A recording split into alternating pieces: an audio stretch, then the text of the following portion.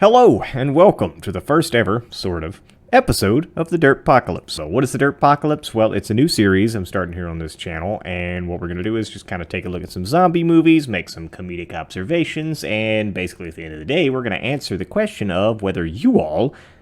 Sorry, I forgot I was from Mississippi there for a moment. Whether y'all can survive a zombie apocalypse or not. Probably not. I have no faith in you whatsoever, but as long as you believe in yourself, I'm sure you'll be fine. Anyway, on today's episode, we're going to focus on Dawn of the Dead, because it's about as basic as a zombie movie can get. So, great starting point to kick things off for us. So, without further ado, let's get into it. Alright, so this movie starts in a hospital, and we're introduced to our main character, who is this blind nurse lady here. Nothing really important happens here, except for one thing that I want to make a note of, so... at one scene, they are talking about this guy who got admitted to the hospital, and he's got admitted because of a bite. And so the nurse is like, oh, I'm sure it's fine, but then later she finds out that he was sent to the ICU because of this bite. Here he is. They had him backwards. Solomon Edward, he's upstairs in ICU. From a bite? They're like, oh, well, he got sent to the ICU because of a bite? That's weird. And I'm like, yeah, but he probably just had really good health insurance, and so they're just milking that. Because, like, I guarantee you, if I get sent to the hospital with a zombie bite, they're just wheeling me back out into the parking lot and then sending me a bill for $1,200 the next week. So, yeah. Go American healthcare. America! Fuck yeah! Moving on. Basically, Blondie drives home, ignoring some radio broadcasts that would have kind of warned her that there's something weird going on, but that's not important. We see this little neighbor kid, and don't worry, we're going to see her again very soon. Anyway, she gets home, she lays in bed with her husband, who kind of is so pale that he looks like he's already turning into a zombie, but he's not yet. Anyway. Okay, and I get the irony of me calling someone else pale, alright, but whatever. So, they have some pasty white people shower sex, which is, luckily, skipped over. And then they go to sleep. The husband here wakes up to find that the neighborhood kid is just standing in their hallway staring at them while they sleep. Vivian's here. And he is, quite frankly, not as alarmed by this as I would be. Let's just assume for a minute they don't know what zombies are, which is annoying in its own right in a zombie movie, but whatever. Let's assume that's not the case. You're not a little bit wigged out by the fact that there's some random neighborhood kid. You don't want to know how she got in your house. Did you not lock your door? Do they not lock their door? It's weird. I live in Mississippi, in what basically amounts to Mayberry. I lock my door. I don't know. It only takes one crazy person to murder you. It's weird. He should have been more alarmed by this. But he wasn't. And what does he get for his trouble? Infected. That's right. He gets turned into a zombie. He tries to eat Blondie, and Blondie's like, no, sir. I'm the main character. So, she scurries herself into the bathroom and through the window and out onto the front lawn, where she discovers that her neighbor is wandering around in his bathrobe with a handgun. And so he points the handgun at her, and he's like, hey, freeze, clearly not zombie lady. And... while he's distracting himself needlessly, a zombie comes up and eats him. Infected. But anyway, Blondie makes it to her car, so she hops in the car and takes off down the road. Now, nothing really exciting happens on the road except she comes upon this bus, right? And this bus, there is a random naked lady just wandering by this bus. And I thought initially when I watched this, I was like, oh, it's like a rock band's like tour bus or something, and that's some like groupie. No, it actually says that this is the Milwaukee County Transit. This is a public bus this lady is just wandering away from naked. Where did your clothes go, ma'am? Were you just riding the public bus with no clothes on, just stark naked? Is that a thing people do in Milwaukee? I gotta move to Milwaukee. So anyway, while Blondie is understandably distracted by this random set of roadside boobies here, this other guy comes up and tries to carjack her, and she's like, no, not today. So she tries to get away from him, but runs off the road and into a tree, which knocks her unconscious. She awakens to this very large, buff, black cop guy with a shotgun. And Surprise, motherfucker! He's like, hey, are you a zombie? And she's like, no, I'm not a zombie. And he's like, all right, then, good enough for me. So they team up and travel together. They make it a little piece down the road here, and they encounter some more survivors, which is some white dude, some other black guy, and this Russian girl. Now, I don't remember their names, and I'm not looking it up, so moving on. Okay, so our intrepid band of heroes here makes it to the local mall, and they end up in the inside of one of the stores in the mall. Now, the weird thing about this store is that it sells toilets. Now, I thought that was odd. I don't know. Like, do malls sell toilets? I've never been in a mall that sold toilets. I mean, I am but a simple country bumpkin from, you know, good old Mississippi. But we ain't got no toilets in our malls. Except for the ones that you go to, you know, use. But they're not for sale. I just thought that was weird. I don't know. Y'all let me know in the comments, like, if you've ever been in a mall that sold toilets. That just seems odd to me. They pick up this toilet and they yeet it through the glass of this store. FBI, open up! Which is just, in my opinion, a bad idea. Because, like, you don't know if there's zombies on this first floor. And, like, why would you make so much noise in your entry? Like, what is this, Rainbow Six? You gotta breach and clear on the first level? No, bad idea. So, anyway, after pausing for a moment to, you know, collect themselves and formulate a plan, they decide that they're gonna do it Scooby-Doo style and just split the gang up and all go in separate directions. Which is, do I even need to tell you that's a bad idea in a zombie apocalypse? I think not. But I'm gonna tell you anyway, that's a bad idea in a zombie apocalypse. Don't do that. We're gonna do this character by character, and we're going to start with not the big buff cop guy. We're going to start with the other black guy who I henceforth will be referring to as Tupac. Because he kind of looks like Tupac. A little bit. Moving on. So anyway, Tupac is making his way through the mall and just kind of, you know, checking his corners and rattling doors and whatnot until he finally comes.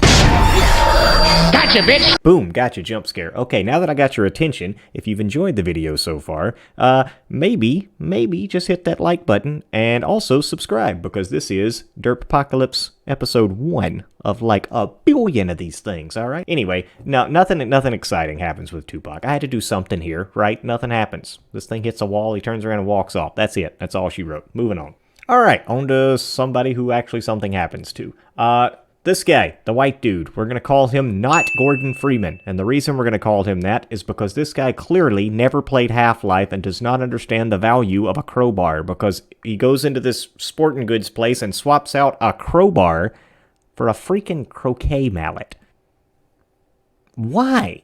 Clearly never played Half-Life. Anyway, so, not Gordon Freeman here does this and finds a puddle of water.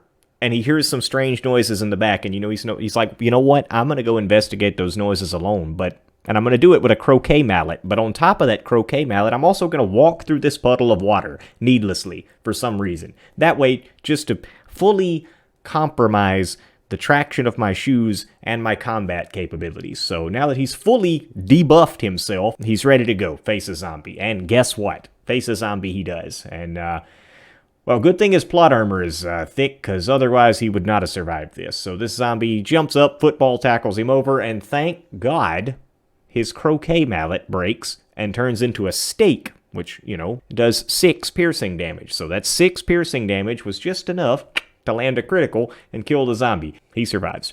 For now. But that was a stupid decision. Moving on. Meanwhile, Fred, Daphne, and Velma just stand here by this fountain and do nothing. Exciting stuff.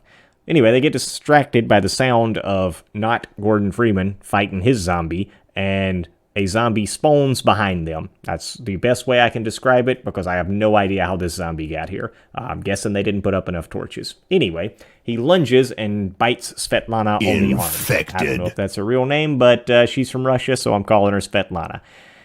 Anywho, so they manage to get her off of Svetlana, and she attacks the cop, and she knocks the cop into the fountain, and he cuts his arm on one of the little spigot things in the fountain. So I thought to myself, you know what, I bet he's going to get infected because Blondie infected the water. But no, they go nowhere with that. So whatever, missed opportunity. Blondie picks up the shotgun, she shoots the zombie that is attacking the cop guy, and it doesn't hit him in the head, it hits him in like the shoulder, but for some reason this causes him to flail around like an epileptic Magikarp. Instead of killing him, they decide to make a mad dash to the elevators to get to the second floor. And they scoot on up to the top, and the doors open, and we have 3 new characters.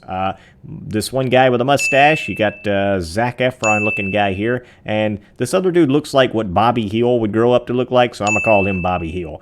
So, yeah, anyway, they have this, like, standoff with the security team, and eventually the security team lets them stay up there, and they have to give them their guns and all this, but that's not really important. And then there's, like, a massive chunk of exposition and character development, but we're going to skip all that because who really cares? The short version is, at some point, they see this truck is hurtling towards the mall, and so the group is divided on how they think they should handle this truck situation, because it clearly has survivors in it. But then Zac Efron betrays the security people, and he's like, Betrayal. actually, we are going to help them. So anyway, they lock Bobby Heel and Mustache up in the security room, and they decide to help the people in the truck. There, you're caught up. Let's go. And quite honestly, even the truck rescue is pretty uneventful. There's only really one thing I want to touch on it. So basically, the truck, they back up to the loading dock of the mall, right? So not Gordon Freeman and Tupac are like, we have to go out and help them. So they open the door and they go out and help them. But then the truck people are like, hey, go back inside and just open the loading dock. Because, like, you know, why not?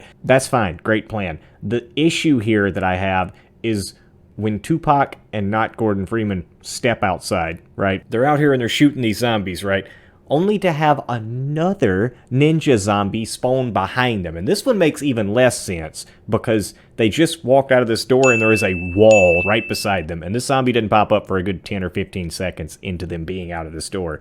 And it just pops up from out behind a dumpster. And it's like, seriously, put up more torches, guys. Like, this is getting out of hand. Yeah, so anyway, some new survivors join the group, but we'll cover them as they die. And speaking of which, let's do that now. So one of the people that they wheel in is this lady on the wheelbarrow, and she is clearly, quite clearly, turning into a zombie. That should be pretty obvious to anyone, I would think. And they're just like, nah, it's fine. We're just going to wheel her in. What's the worst that could happen?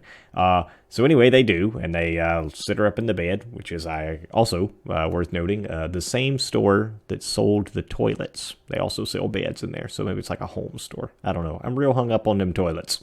Whatever. Moving on.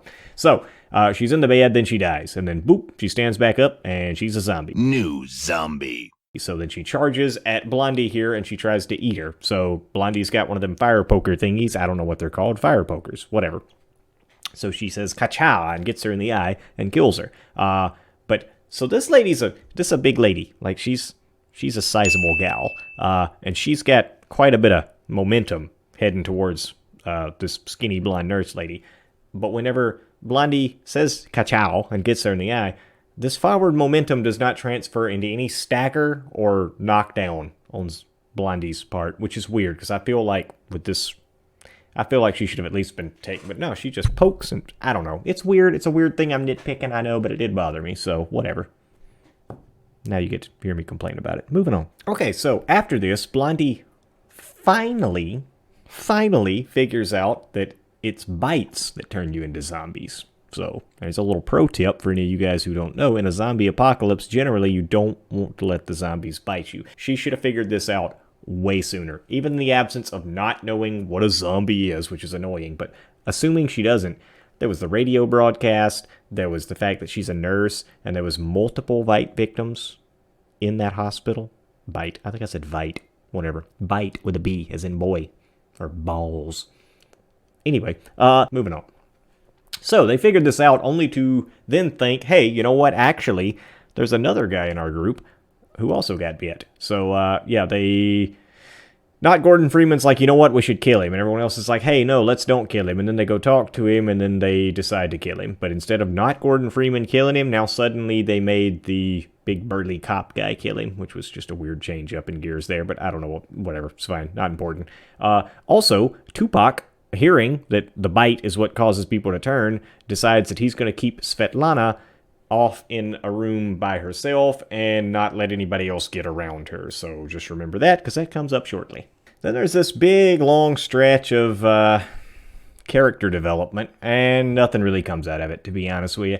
The only thing to know is that across the street from the mall, there's this guy on the roof who has a gun, and he's like shooting zombies that they tell him to shoot. There's like a little pastime they're doing, but that's not really important, but it does come up later, so take a mental note of that. Moving on. So yeah, during their character development montage, they're all sitting around eating, and the power goes out. So they're like, you know what, must be the generators. We'll have to go down to the basement and fix them. So they begin formulating a plan to do that. While this is happening, Tupac is checking in on Svetlana, and she is going into labor or turning into a zombie. I don't know. I can't really tell. But anyway, so he's got her like strapped down to the bed, but not in a sexy 50 Shades of Grey kind of way. More of a, hey, please don't bite my face off when you turn into a flesh-eating monster kind of way. So anyway, they decide to take Mustache, Bobby Hill, and not Gordon Freeman and run down into the basement and fix the generators. But as they're just about to go in there, the big burly cop guy, I'm gonna call him Captain Mustache from here on in because I just realized I did not give him a name or a title, and saying the large, buff, mustachioed black cop guy is starting to become a mouthful. So Captain Mustache shows up with a shotgun and he's like, hey, I'd love to let you guys go alone, but you guys look like a bunch of pussies, so I'ma go. So they go on into the basement, and so there's like this fake out scare sequence with just like a stray dog running around in there, and like the way they shoot it, like he's here 1 second and then like they hear a noise and they's back over here, but this span is like 50 to 100 feet, so there's just no physical way this dog is moving that much. And if this is this dog, this is the dog from The Thing. What the dog doing? All right, this is not a dog you want to bring back into your survivor camp. Anyway, whatever, they just pat him on the head and they're like, good boy, but we'll see. So anyway, they're like, well, there's probably not any zombies down here because, you know, this dog didn't get eaten by the zombies, which is a fair point. So they are lulled into a false sense of security, and another ninja zombie leaps out of the shadows on top of them. Except this zombie I could kind of see maybe where they wouldn't see this one. Except for the fact that he's swinging from the rafters like General Grievous in that one scene of the Clone Wars TV show where he ain't got no legs and he's just swinging along the rafters like a baboon, and he drops down on this guy. General Kenobi. Infected. Can't make this up. How did he get on those rafters? Was he hanging on the rafters and the zombies ate his legs out from under him and this guy just hung on to these rafters long enough for the zombies to eat his legs off? Is that how that happened? Or did he get his legs eaten off and then somehow climb his way up onto the rafters and begin swinging along these two pipes that he's on in hopes that someone walks along these pipes? The rest of them are like, holy crap, hope there's no more zombies swinging from the roof, because I tell you what, this would have thoroughly freaked me out too. But anyway, moving on. They run and they get in this little fenced area, and they're like locked in, and this one guy gets some gas and he starts spraying it all over the zombies and lights them on fire. Now, I'm not convinced fire is a great way to kill zombies. I think that's a great way to get flaming zombies that then chase you and bite you and burn you. Whatever. Okay, yeah, so I guess that worked. I don't know, because like the next time we see any of those survivors, they're just back in the mall and fine. So whatever, call it a win. Now, back over to Svetlana, right? So you remember I said she was tied to a bed? Well, she's dead now, so hope you weren't attached to her. So Tupac leans over and he's like, "Oh, my baby," and then, but then the baby moves in her belly, and so he's like, "I gotta get this thing out of here. It's gonna suffocate or something." And there's no chance it could possibly be a zombie. So yeah, let's just yank it out, see what happens. So yeah, he does that, luckily, off screen, because ain't nobody trying to see that. And while he's doing this, so one of the other survivor ladies, who I didn't mention because she doesn't matter and she's also about to die, spoiler alert, she comes into this area and she's like, hey man, so what's up with all this weirdness, huh? And instead of her being like, I should probably go call an adult here because this is not kosher, she's like, you know what I'm going to do? I'm going to pull out a revolver and I'm going to shoot Svetlana, who, by the way, just came back up as a zombie. Probably should have mentioned that. New zombie. So she shoots Svetlana. He's like, Headshot. Hey, you just killed my main hoe here. So then he pulls out his gun and starts shooting her, and they have this, like, shootout thingamajiggy where they're just, like, shooting each other with bullets, and they both kill each other. And so, like, the zombie baby, it's a zombie baby, by the way. I know you guys were on the edge of your seat wondering if the baby was a zombie, but yeah, it was a zombie baby. It, like, falls on the ground or something. It's just sitting there. So the rest of this, like, their crew, they show up, and they're like, well, this is quite a spectacle, isn't it? And so then they see the zombie baby, and Nurse Blondie just walks over and caps this thing right in the face. And I'm like, lady, you were just, like, 2 seconds ago arguing not to shoot the guy who got bit on the leg. And now you've already graduated up to shooting babies. Like, this lady got to be a hardened zombie apocalypse survivor very quickly. It did not take her long. Good for you, Blondie. I'm proud of you. Moving on. Okay, so after those character deaths, they're like, hey, we need to get out of this mall. And I'm like, you think? Anyway, their plan is to get on Phil Dunphy's boat here, because he's a rich guy and he owns a boat. You know what? We'll get these 2 buses and we'll weld a bunch of armor on them and then ram our way through the zombies. And I'm like, well, you could not have thought of a more caveman solution to this problem, because That's just dumb. That's not going to work. First of all, assuming the streets aren't completely blocked between you and the marina, welding a bunch of metal onto a vehicle will affect the performance of this vehicle. Also, it don't matter if you weld it on that. Like, if zombies start clogging up the bottom, what are you going to... Like, it's just a bad plan all the way around. All the way around. But before they can do anything, their gun guy that's across the street, yeah, he's starving to death, and they got to get him food. So they're trying to figure out how to do that. So anyway, the plan they come up with is to get the dog and put food on it and send it over to the gun store. Anyway, he gets over there, but Sniper Boy doesn't close the door properly, and a zombie gets in and eats him. Infected. New zombie. This other girl, she goes and gets in the truck that they came in to begin with and drives her way over to the store. I'm like, why wasn't that plan A? Why didn't you just drive over to the store in the truck to begin with if it was that easy? But anyway, she drives over there to get the dog. What the dog doing? All these idiots are like, oh, we have to mount a rescue to go get her. So it turns out they knew this route to go through the sewers that would bring you up in the little manhole cover right next to the gun store. Why was that not plan A? All right, now that they've got their magic MacGuffin sewer tunnel here to go through, they take all the dudes. I'm pretty sure it's all the dudes that are left alive. Anyway, they leave Phil Dunphy behind and they tell him, hey, keep the door open for us, but close it if there's any zombies. They get over there, they rescue Dog Girl, they come back down through the tunnel. Trucker Hat here, he gets eaten. Infected. New zombie. Headshot. He's not important, he was part of the second group, whatever, he's dead now, moving on.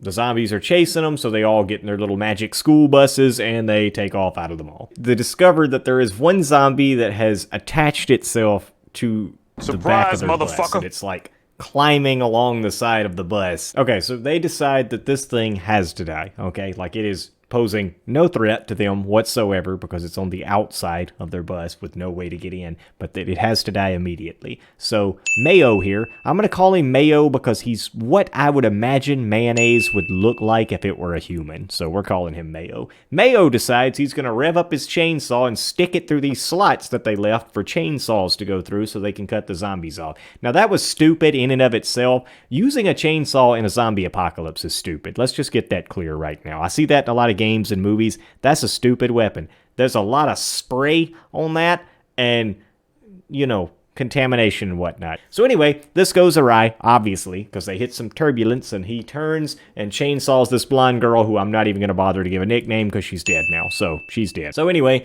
they do this whole weaving and bobbing thing and the bus flips over and crashes. During all this commotion, I guess the chainsaw got stabbed into Mayo as well because he's also dead. Phil Dunphy lived though, and rather than try to help anybody, he's like, you know what, I am immediately getting out of this bus because screw all of y'all. And, I mean, I get they're trying to make his character like a dick, but that just don't make no sense, man. You out in the middle of the streets and you're just going to leave everybody behind to go fight zombies by yourself? That, at this point, makes literally no sense at all. But anyway, he climbs out of the bus and immediately gets eaten by a zombie. There's a shock. Infected. New zombie. So anyway, he tries to eat Blondie, and so they kill him, and everyone else is running, but Blondie's like, wait a minute, this guy has the key to the boat we're going to, which was a really good play on your part, Blondie. Well done. So after a little bit, they make it to the marina, and everybody makes it off except for Mustache. Not Captain Mustache, regular Mustache. He's still on the bus, but he does this whole, like, Carmine from Gears of War 2 thing where he's like, I'll stay behind and hold them off, guys. So he blows up the propane tank. Infected. Explosions! So yeah, everybody else scurries on down the pier and gets onto the boat there, except for not Gordon Freeman, because you see he got bit. Infected. I don't know where he got bit. I mean, I watched the movie twice and I didn't see a moment, but like also maybe I wasn't paying that close of attention and I'm way too lazy to try and sift through it and find it. So just trust that he got bit. Or maybe he was just done with these people and didn't want to like hang out with them no more. That's entirely possible. Either way, he didn't get on the boat. So everyone else sails off and he stays on the pier and dies. Now, that's where the movie kind of ends, but then they have this, like, credit scene where it's kind of, like, intercut with the credits, and it shows that they make it to this other island, right? They get off the boat onto the island, and then they get attacked by zombies. And then the camera drops, like they're holding this, like, video camera, and you don't really know if they die or not. They're kind of dumb, so maybe they died. We'll just say everybody died, except for the dog. Okay, the zombie apocalypse is over. But did we survive? Yes, we definitely survived. They didn't, because they're dumb, but we definitely did. Okie dokie. So, You take one of the buses. First stop you make is right across the street to the sniper guy. They already proved that you can block off the door by angling your vehicle just right. What I would do is I would park the bus to where when you open the shutters for the doors, it opens up directly to the door to the pawn shop, right? So you just open the doors, open the door to the pawn shop, go in, close everything, and then start loading up all your stuff. Now, the bus has a hatch on the top. What you do is before you exit the bus, you pop the hatch. You do not open it, you just pop it so you can lift it from the top.